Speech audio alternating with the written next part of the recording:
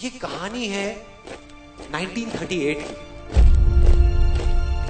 कैरली नाम के एक आदमी की हंगेरियन आर्मी में, और वो उस कंट्री का बेस्ट पिस्टल शूटर था।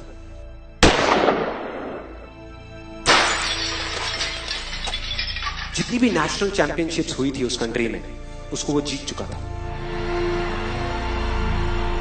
और सबको ऑलमोस्ट कंफर्म था कि 1940s में जो ओलंपिक्स होने वाले हैं उसमें गोल्ड मेडल केरली को ही मिलेगा। और उसने सालों से ट्रेनिंग करी थी। उसका एक ही सपना था, एक ही फोकस था कि मुझे अपने इस हाथ को दुनिया का बेस्ट शूटिंग हैंड बनाना है, बेस्ट बनाना है, बेस्ट बनाना है। और वो कामयाब हो गया, उसने बना लिया बेस्ट शूटिंग हैंड। सिर्फ 2 साल का फर्क था। 1938 में एक आर्मी का ट्रेनिंग कैंप चल रहा था। क्योंकि वो आर्मी में था तो एक एक्सीडेंट हो गया। उसके उसी हाथ में जिससे उसने गोल्ड मेडल जीतना था, उसमें एक हैंड ग्रेनेड फट गया और वो हाथ चला गया। जो उसका सपना था, जो फोकस था, सब खत्म।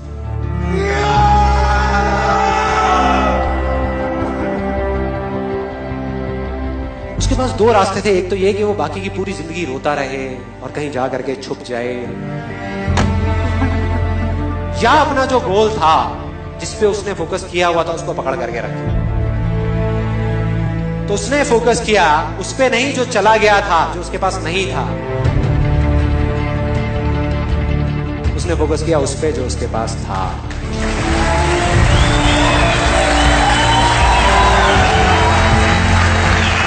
जो उसके पास था, और क्या था उसके पास में?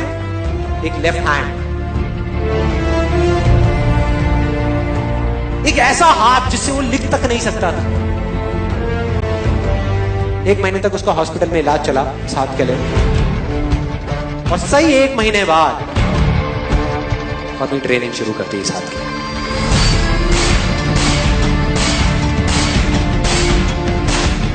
ट्रेनिंग के 1 साल बाद, मतलब कि 1939 में वो वापस आया।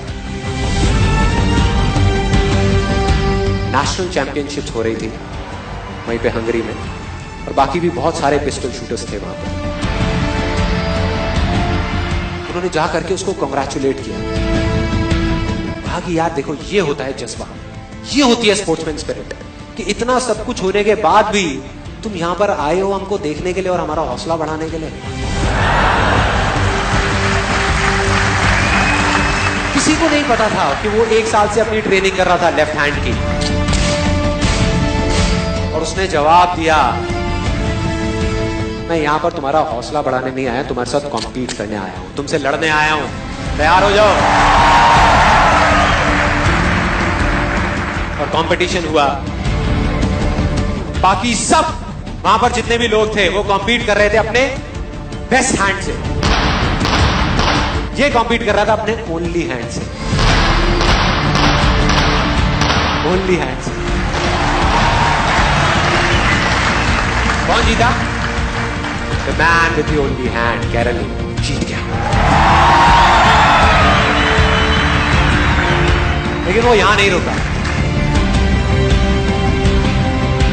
उसका गोल क्लियर था कि मुझे इस हाथ को इस कंट्री का नहीं, इस पूरी दुनिया का बेस्ट शूटिंग हैंड बनाना है। उसने अपना सारा फोकस उठा करके डाला 1940 पे,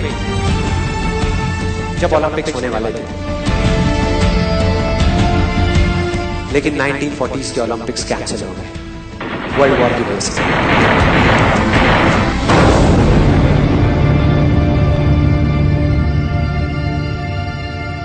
उसने अपना सारा फोकस उठा करके कहां डाल दिया?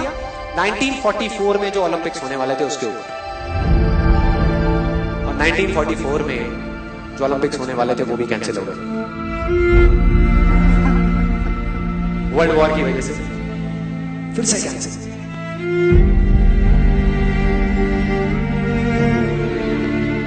उसने अपना सारा फोकस उठा करके डाल दिया 1948 के ओलंपिक्स। 1938 में उसकी एज थी 28 साल, 1948 में उसकी एज हो चुकी थी 38 इयर्स। और जो यंगर जो प्लेयर्स आते हैं निकल करके, उनसे कॉम्पीट करना मुश्किल होता चला जाता है। लेकिन मुश्किल नाम का ये वर्ड था ही नहीं उसकी डिक्शनरी में। वो गया, पूरे वर्ल्ड के बेस्ट शूटर्स आए हुए थे जो अपने बेस्ट हैंड से कॉम्पीट कर रहे थे, और ये अपने ओनली हैंड से कॉम्पीट कर रहा था। और कौन जीता? The man with the only hand.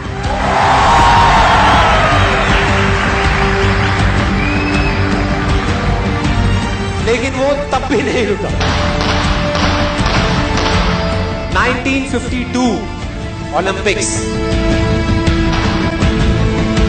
दोबारा कॉम्पीट किया उसने, और इस बार गोल्ड मेडल कौन जीता?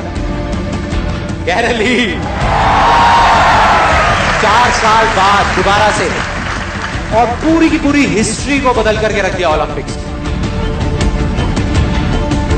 इस पर्टिकुलर कंपटीशन में उससे पहले किसी भी एथलीट ने लगातार 2 गोल्ड मेडल्स नहीं जीते।